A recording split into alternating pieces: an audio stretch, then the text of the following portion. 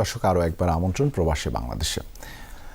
মহানবীর ৩৯তম বংশধরের north West সফর উপলক্ষে old হ্যামস্ত দারুল হাদিস লতিফিয়া নর্থ ওয়েস্টে এক প্রেস কনফারেন্সের আয়োজন করা হয়েছে। অনুষ্ঠানে মূল বক্তব্য রাখেন দারুল হাদিস লতিফিয়া নর্থ ওয়েস্টের প্রিন্সিপাল মাওলানা সালমান আহমদ চৌধুরী ফুলতলি।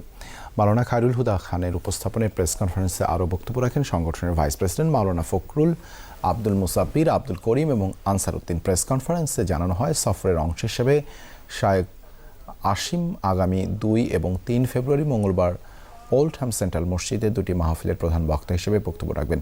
তিনি আরবিতে বক্তব্য দেবেন, যার ইংরেজি অনুবাদ ও বাংলা সারসংক্ষেপ থাকবে।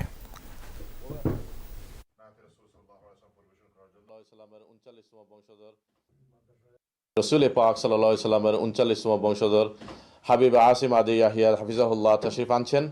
আমরা উদাত্তভাবে আহ্বান জানাচ্ছি আমাদের অত্র অঞ্চলের সকল মুসলিম ভাই আমাদের এই দুইটি মাহফিলে অংশগ্রহণ করবেন এবং সফল ও সার্থক করবেন।